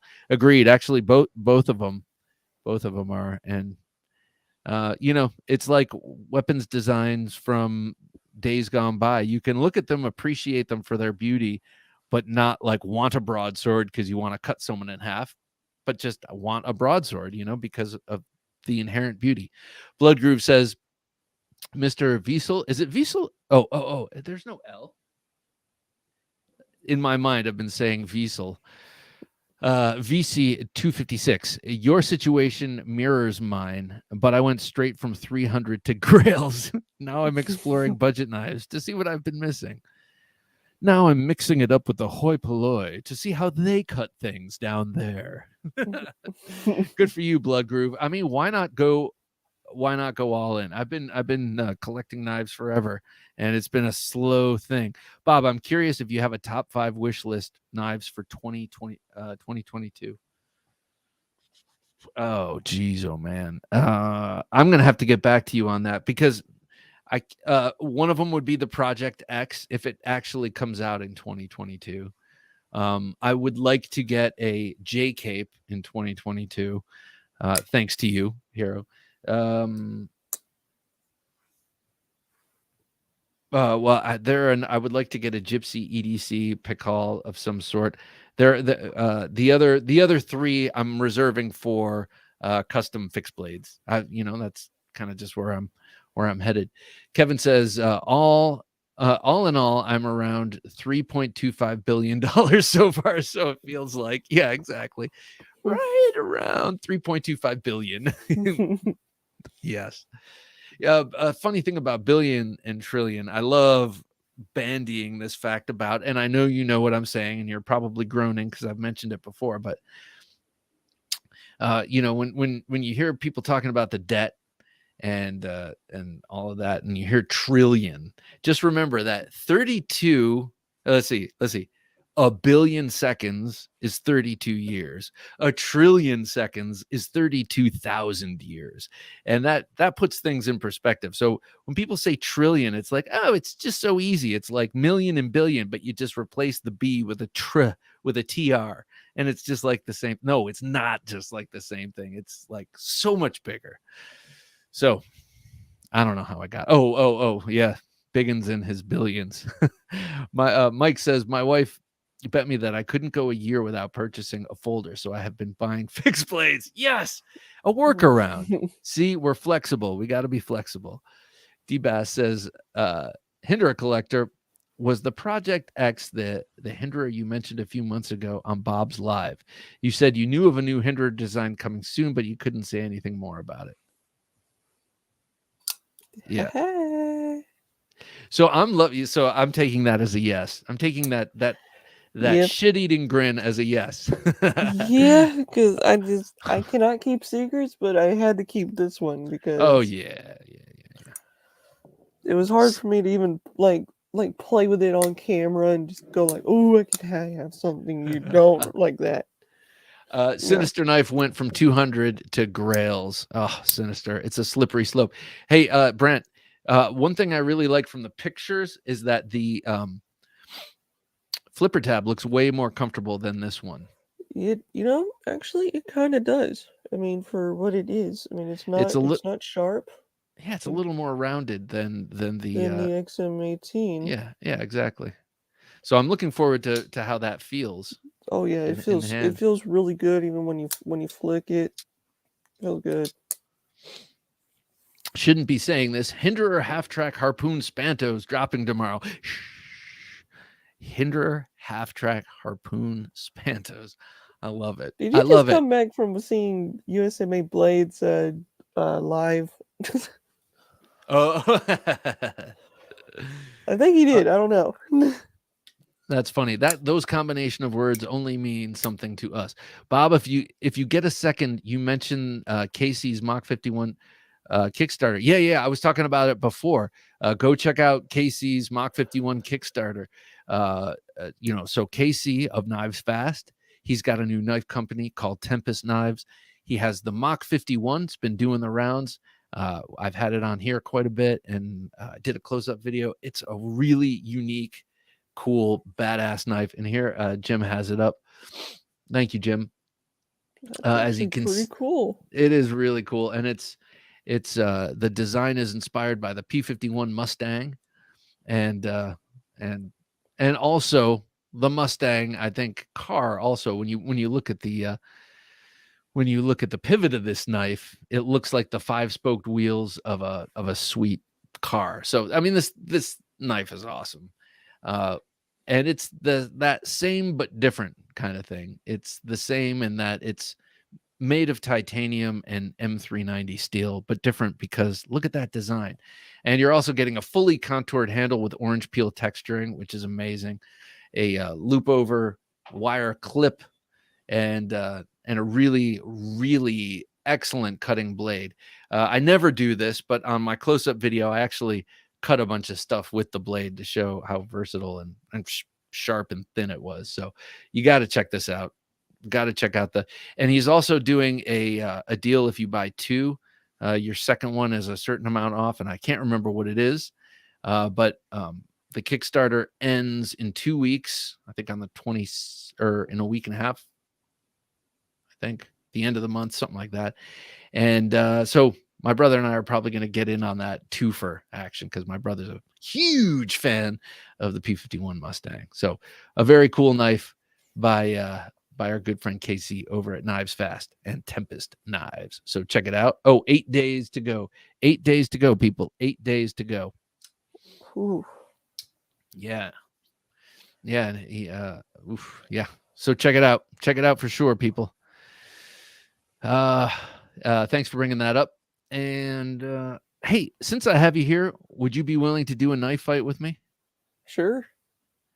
Todd Carr says, thank you very much, Bob and Jim. You guys are awesome. Oh, Todd, don't even mention it, sir. KC is awesome, and that knife is great, and I hope people get their hands on it.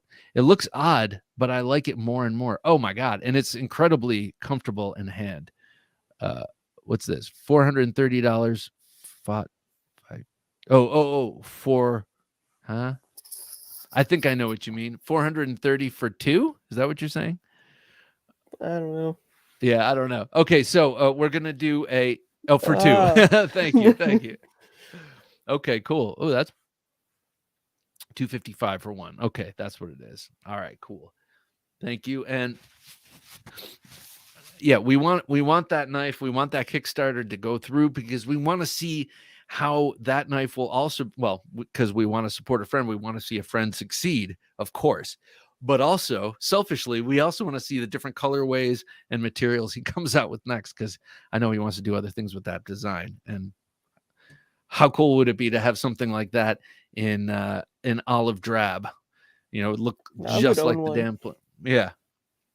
All right, so let's do a knife fight, Brant, since I have you here. And this is an easy one. Ooh. And I'm not sure what side of the aisle you land on, but this one is lanyard versus no lanyard.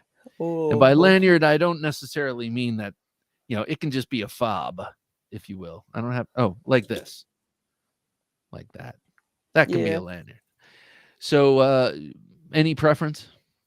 I would go with no lanyard. Okay. That's my preference. Hollywood Tactical, I will take you up on that offer next week, sir. Hollywood Tactical says I can knife fight in the future if you want. I would love that. I have been skipping the knife fight when I've been solo recently, but I love it. Lanyards for the win. All right. All right. Well, that's going to be me, and I'm going second. So, or do you want to go second? I'll go second. Okay. Lanyards. Okay. Oh, excuse me.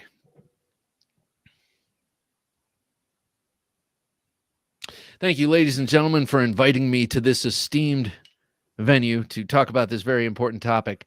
And I am here to tell you all that a pocket knife without a lanyard, is an incomplete tool. Part of the knife, an important part of the knife, is the blade, for sure.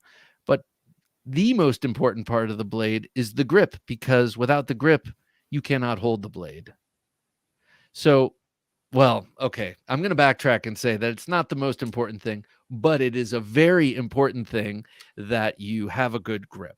It is also very important that you don't half draw a knife, especially these modern knives that might auto deploy as you open them, as you pull them out. And I'm not just talking about waves. My TS 301 does that because it's got big thumb studs. It auto deploys if you're not careful.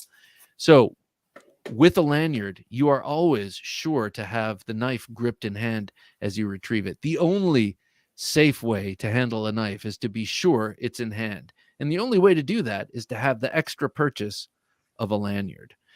I will also say that I am someone who operates on visuals. I am a male.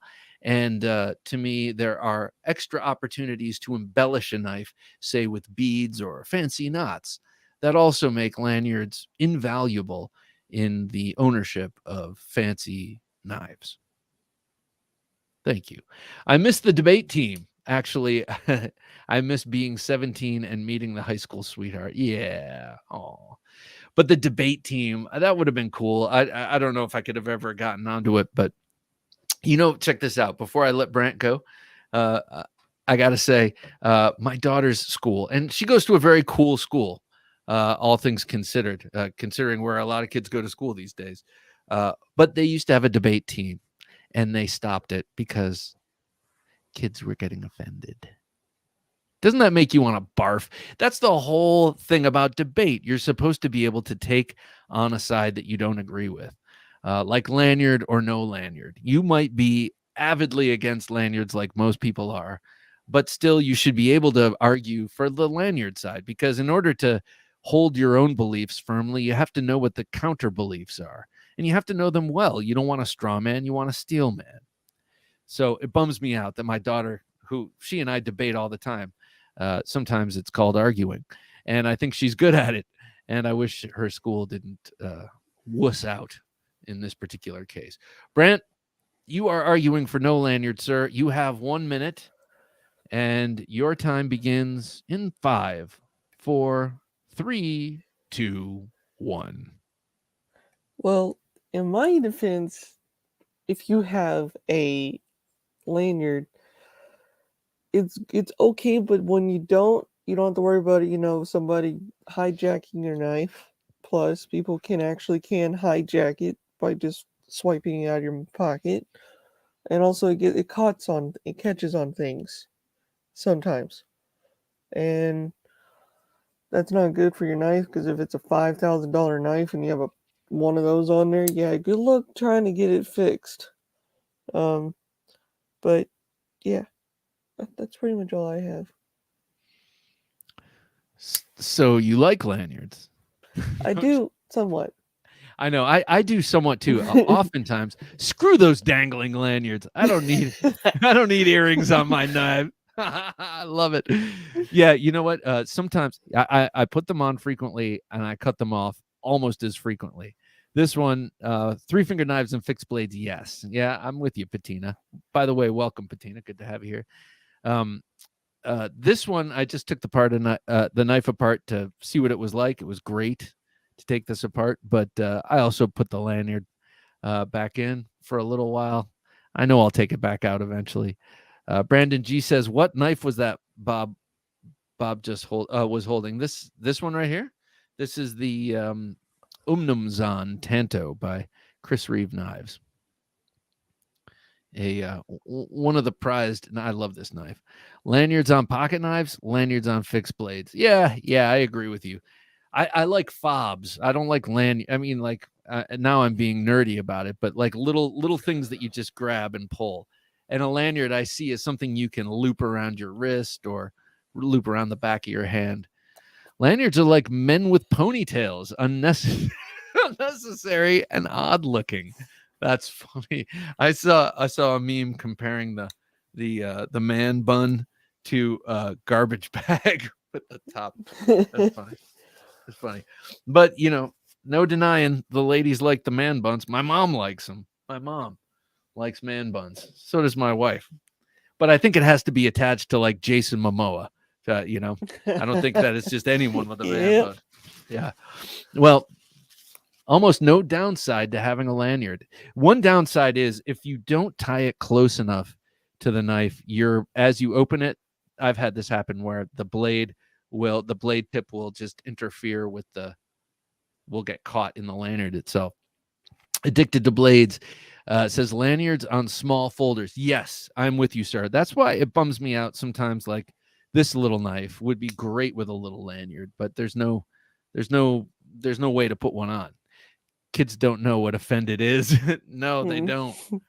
They don't. They don't even know why they're offended. And it's like I tell my daughter, there's nothing more nauseating to me than hearing children with political ideas, because they're just regurgitating the half-researched horseshit that their parents say, and I guess I got to put myself in that category. I'm not so, during particularly politically charged times, I'm like, don't talk to me about what you kids are talking about at school, because it's going to gross me out. Tearing apart another. I do like them on Chris Reeve knives, says Buddha Flash. I am with you, sir. I do too. Can you go back to Rusty? Todd Carr says, I enjoy safety lanyards on my work knives. Folders are fixed, but not a big fan for the decorative ones, especially on super small knives. Oh, interesting. Yeah, I could see on a work knife a safety lanyard. Maybe even like if you work on a boat or something, you'd want it attached to your person so it doesn't go overboard. One might argue that if you need a lanyard, you might have lost a step on the handle. That is an interesting thought. That it like there's something on the handle that is not well designed. Blood Groove, a man bun compared to garbage bag is hilarious. Yeah, it is. Are you man enough for a man bun? I don't know, man. Yeah, that's the thing. That's the thing. You better be I don't know. I kind of feel like you better be a badass with a man bun. Otherwise, you might. I've had long hair before. I've had man buns. Have you had man buns? Yeah, I had one. But you're a manly kind of guy. You're not a. Yeah, I mean, you're not a. And I don't mean manly like you got to be like manly, but you know, I don't know. Whatever. Let me just go get my flannel, and then he just look like a jack. Yeah, Lanyards on lumberjack. choppers. Yeah, you know what? You get the man bun, you got to start carrying James brand knives. Rusty Knife Lover says, I don't understand a man bun. Makes me understand scalping. Yeah, it's an easy handle for when you're No, what I tell my wife is, yeah, man buns are cool and only acceptable if you're a samurai. Okay, so get out of my face with your man bun. I'm just kidding. If you wear a man bun, it's half jealousy because, you know, I couldn't if I wanted to. Blade Stuff, good to see you. Lanyards for smooth scaled knives for sure. I like how you think. Love them on Chris Reeve knives, not necessarily for grippy knife like the XM18. Yeah, not only that, but the XM18 has it in a weird spot. It's a little high up.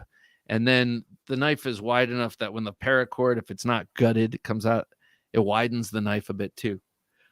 D-Bass says, I 100% agree with having something wrap around your hand with a fixed blade, but a dangling lanyard on your pocket knife is an accessory I don't need.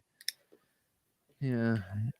Did you see the bead I got for my knife? Yeah, it's a little precious maybe, but you know, we all get our precious in our own little ways with this knife thing.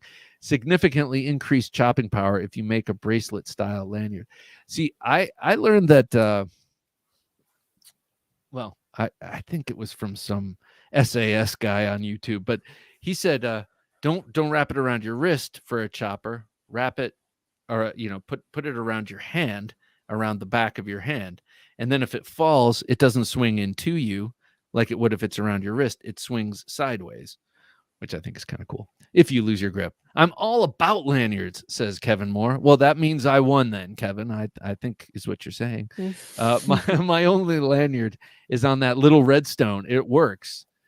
On that redstone was a particular problem for me, actually, because I kept, since it's not tied close to the thing, I would frequently go to open it and the lanyard would be kind of wrapped over the blade and it would open about that much. So I would have to get used to it. I am 100% manly enough. Hollywood Tactical does, well, he has long hair. I don't know if he wears it up, but I had a man bun until I hit my 40s. And then you're like, time to put childish things. Wait, what is that line from the Bible? There's I don't know. Only on a Sikh or a samurai. Yes, right. Of course, a Sikh. Yeah, you don't see it often, except in the younger Sikhs before they get their full turban. Professor EDC, lanyards only if functional. You mean you don't like to dazzle people? Patina says, also nice for a work knife. When you got junk on your hands like grease, applesauce, fish goo, etc., keeps the dirty hands out of your pocket. Oh, yeah, man. Yep. I'm hearing that. All right, I would like to thank patrons. Shane, good to have you. Sorry, Bob, almost missed it. Got a little busy. Shane, good to have you here as always, man. Just getting ready to wrap up. I wanted to mention the Gentleman Junkies and thank everyone. First of all, I just want to say thank everyone just for watching, coming, being a part of the conversation, commenting.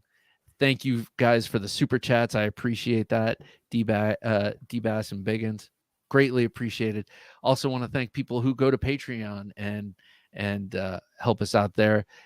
Chief among them, the Gentleman Junkies, who are all in the running for the knife that our good friend Mr. Fileto won tonight.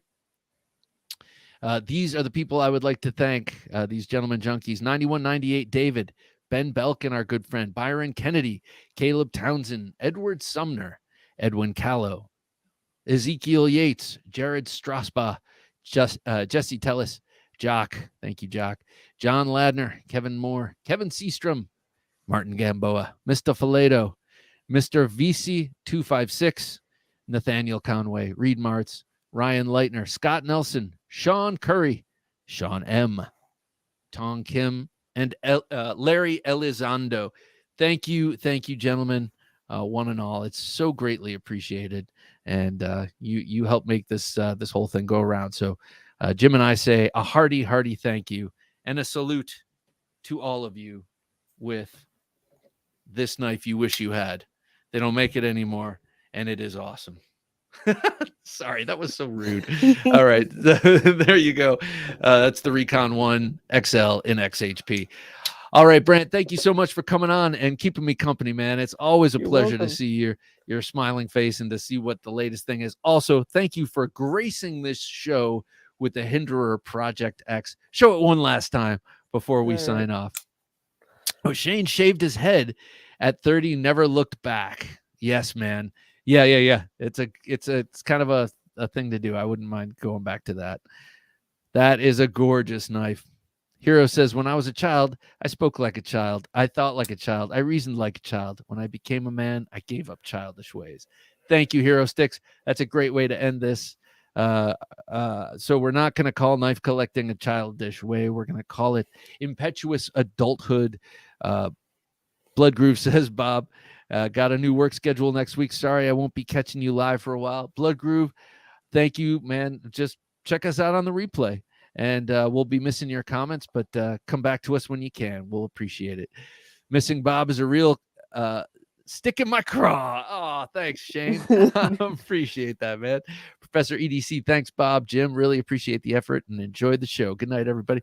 Good night to you, sir. Godspeed, Professor EDC. Ed Harrison, thanks, Bob and Jim. Stay safe. Keep them sharp. We will. You too, Ed. Patina Turner says, thanks, Bob and Jim. Thank you, Patina. Always great to see you here. Todd Carr. Later, Bob and Jim. Have a great night, everyone, and keep making sharp things fun and enjoyable. Well, thank you, sir. Ior, good to have you here. Thanks for the great shows. As always, great show as always. Have a great weekend to you all. Thank you, and thank you, one and all. Have a great weekend. D-Bass, you rock. Thank you, brother. I appreciate it. And Brant, again, thanks for coming on. Chris McNair. And thank you, Bob. Good night to and you. Jim. My pleasure. All right. Until next time, I'm Bob DeMarco saying, for Jim working his magic behind the switcher. Until next time, don't take dull for an answer.